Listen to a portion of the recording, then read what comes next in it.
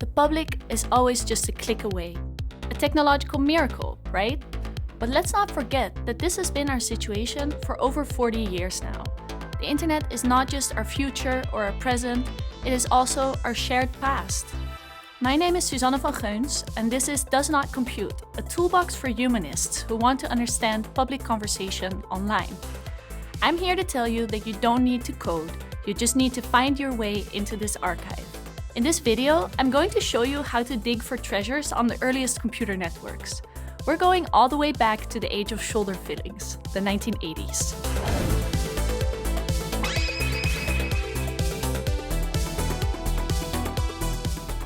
Histories of the internet usually begin with Cold War military spending and academic research, until Bill Gates and Steve Jobs pop up in the 80s and quickly become the heroes of a new computer age.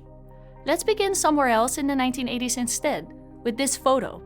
It was shared by a user who identifies as a crossdresser, and the caption points out the girdle, the stockings, the pumps, and the blazing fast 600 baud modem in the background. What kind of network public was this user reaching? And how can we access some of those conversations today? Computers had become increasingly common in office work during the 1970s.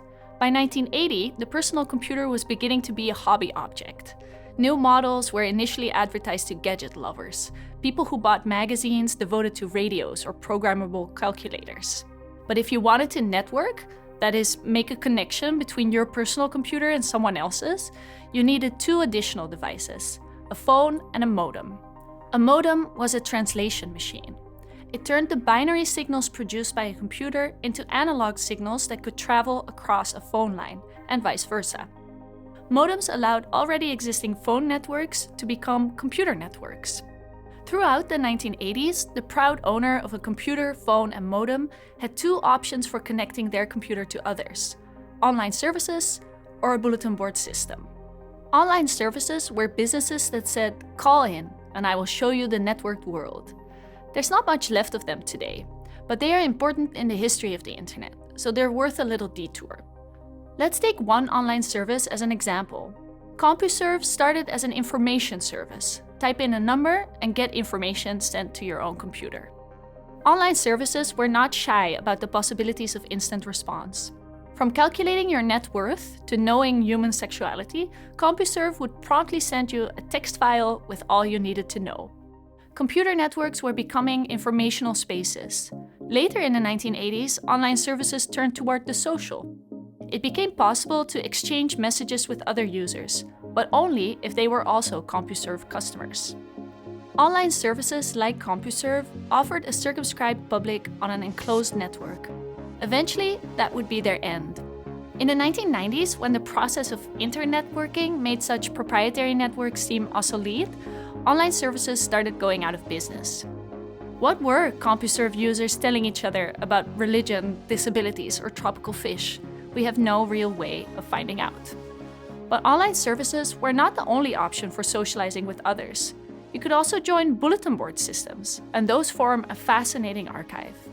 On a bulletin board system, or BBS for short, one person, the system operator or sysop, makes their computer available as a bulletin board for others to dial into. When users call into the sysop's computer, they first load the messages others have left onto their computer, and then send new messages of their own to the sysop. The sysop ran the board, but there was no corporate control, and anyone with a modem and a phone line could start a BBS on their own computer. BBSing became a substantial subculture, one that peaked in the late 1980s and early 1990s. At one time, there were more than 100,000 BBSs active in the United States. Users made computer art, played games together, and developed a powerful ethos of sharing. Early hackers famously used BBSs to share free or stolen software, but this was actually only part of a much larger culture of sharing text files, pieces of writing. Text files traveled from BBS to BBS via users who regularly visited more than one. They form an archive that shows us the social world of the 1980s. Most of them were deleted or disappeared when a computer was put out with the trash.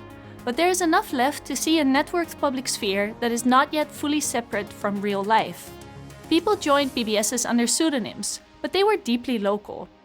It was expensive to make long-distance phone calls, so people called into BBSs that were within their own geographic area, and they knew that others on the BBS likely lived close by.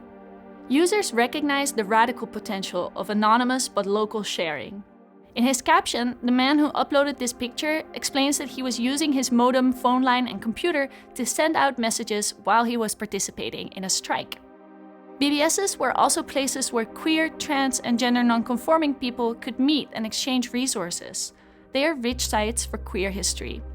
If you want to take a look at your own area code, or you're interested in what BBS users might have had to say about something, one great place to get started is textfiles.com.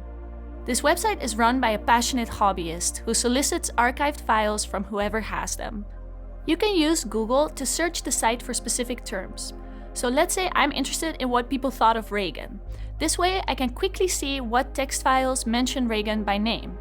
Apparently, this satirical rap, a theory about UFOs, and intense debates were all being shared and saved.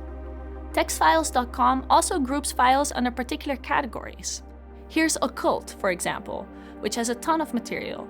If we zoom in closer to the actual text files, we see two different files dedicated to pagan rituals for healing AIDS.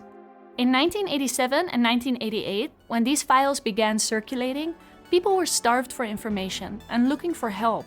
The writing they shared on bulletin board systems was part of a conversation about public health and mutual aid, crucial at the time and still continuing today. Computer networks in the 1980s are an underexplored cultural archive.